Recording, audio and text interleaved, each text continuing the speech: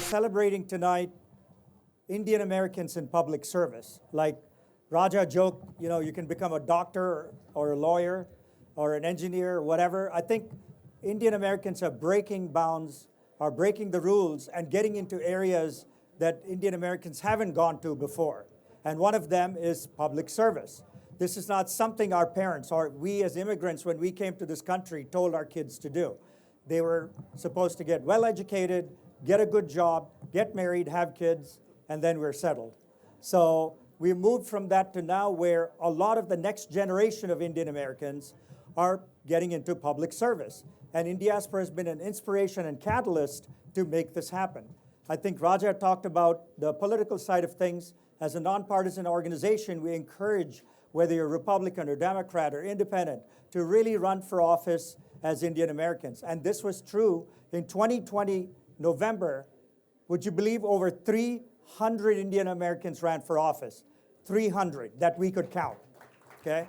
So it's a long way from when Ami Bera became our congressman in 2012, was the first one. And we always used to say we're 1% of the population, 7% of the doctors, 10% of the IT workforce, but zero representation in Congress. Till Ami joined us, and quickly we had Pramila and Ro and Raja. And Pramila and Ro are coming, by the way. You'll hear from them as well. But the Biden administration now, every administration you see more and more Indian Americans in the administration. But we've never really documented them. There'd be a little newspaper article or something. This cycle, we set about to really track every single one of them. And if you go to the Indiaspora website, lists.indiaspora.org, you will see a list. I think right now, there are probably 80 Indian Americans in the Biden administration, at least 80. That's an incredible number.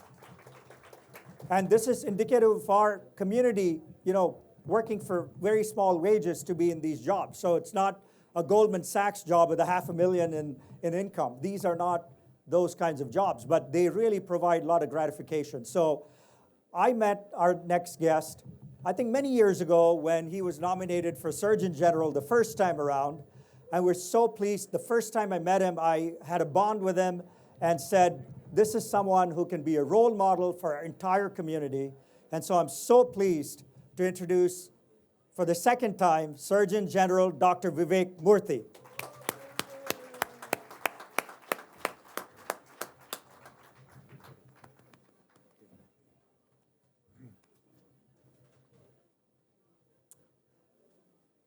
Well, thank you so much, MR. I really appreciate those kind words. And it is so good to see so many of you here today. Happy Diwali to everyone who's assembled.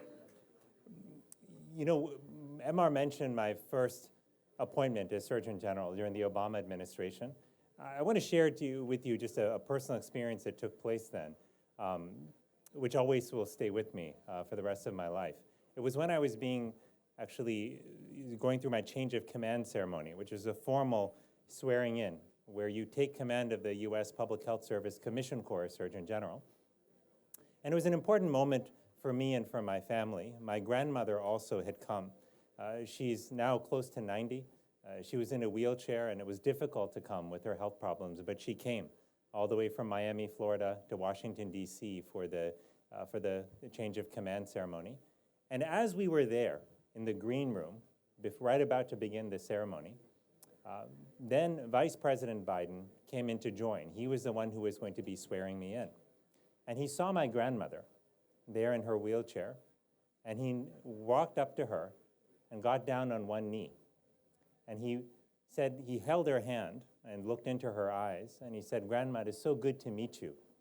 And he pointed to the nearly 1,000 people who had assembled there, family members, friends, administration officials, Commission Corps officers, and others, and reflecting on the journey that our family had taken from a small farming village in India to now to that stage where I was about to be sworn in as Surgeon General of the United States, he said, "Grandma, look at what you have done."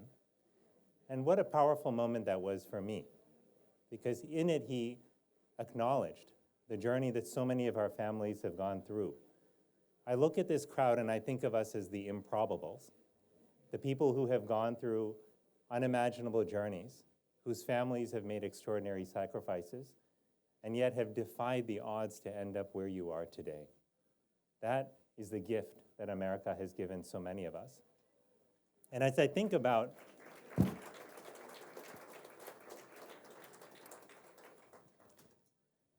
that day so often, because the world has changed so much since then. We have, for the last almost 2 years, been in the midst of a pandemic that has turned our lives upside down. Many of us, myself included, have sustained losses of family and friends.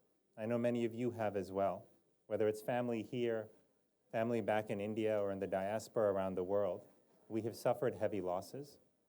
But one of the things that concerns me most about the last few years is another type of pandemic, an invisible pandemic that we are in the midst of. And that's a pandemic of polarization, where it feels increasingly people have turned against each other, where they've demonized one another, where they've called each other evil and treated each other as so. That's a particular kind of darkness. And on Diwali today, a day that is supposed to be about light conquering darkness, I remember what my mother taught me about light all those years ago when I was growing up, and she was teaching me about the Hindu scriptures and teaching me how to meditate and bringing our family together to pray. She would always say, Vivek, people you encounter in America will come from different faiths and different traditions, but remember that the light of God exists within each one of them, always, regardless of where they're from. When I think about Diwali, I think about it in that context. Can we remember the light that exists within ourselves and one another? Can we not allow it?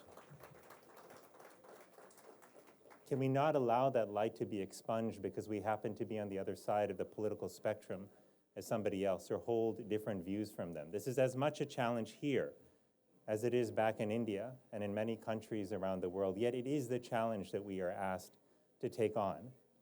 And it strikes me that if we forget that other people have light within them, that divine light, that's when it becomes easy to demonize them. But it's also true that too often we forget our own light. We can get down on ourselves. We can be hard on ourselves, thinking that we're not doing enough, we're not being enough, we're failing to meet the moment. But the truth is, darkness comes not when our light is snuffed out. It comes when we lose sight of the fact that our light is always there. And that's what we're called to remember on a day like today. Finally, I think about Diwali in the context of my children. I have 2 children, Tejas and Shanti. They're 5 and 3.5. They mean the world to me, just like every parent looks at their children and holds them at the center of their lives. And I think about what I want for them when they grow up. Well, I want a world where not only are they confident of who they are and what gives them value, but where other people treat them with the same dignity and respect that we should afford to every human being, because everyone has that divine light within them. And I want my children to grow up in a world where their sense of worth is defined by the fact that they have that light within them at all times, which means that they have the ability to be kind, to be compassionate, to love others, and to serve their fellow human beings. That is what our light gives us the ability to do. That is what confers true value on every human being. But society today teaches us that our worth is dependent on our ability to earn lots of money, to hold positions of high power, to be famous. But you and I know plenty of people who are famous, who are wealthy, and who are powerful, and who are extraordinarily unhappy. We do not want our children to end up that way. And that only happens if we take what I believe is the fundamental lesson of Diwali, which is to recognize and to remember our light and the light of others, and to focus on that. That is our charge today, at a time where the world has been turned upside down by this pandemic and is afflicted by the other pandemic of polarization. Now, I'll finally tell you that yesterday, something unexpected happened to me. And I got a call from my mother in the evening, and she was panicked. And she said to me, something is wrong with Avu. That's what we call my grandmother, comes from the Telugu Ava. She said, something's wrong, she's not responding. And she immediately put me on FaceTime, and I looked at my grandmother, and I knew something was wrong. She looked like her mental status was altered. She wasn't fully responsive, and her eyes were starting to roll back in her head. I was worried something was happening. Maybe she was having a stroke. 25 years ago, she had a terrible stroke and almost died. And so I said, call 911 now. And fortunately, we were able to get her to the hospital, and she was able to recover well enough that we were able to bring her back home. But my mother said in those moments where she thought that this was the last moments that she would see my grandmother said one thing in her state of delirium, which remains with me, and what I was thinking about when I was walking over here, is she said, Loka samasta sukhino bhavantu. Many of you have heard that. Many of you have recited that many times. Many of you know what that means. But Loka samasta sukhino bhavantu, let the entire world and all the people in it be happy. That was her final wish in what she thought was her final moment. And that is my wish for you on this Diwali day, that you remember the light within you, that you remember the unbreakable connection we have to one another, because we are children of that divine spirit. We have that light within us. And my hope is on this day and on all days that follow, that you and your families will find happiness and peace. Thank you so much, and happy Diwali.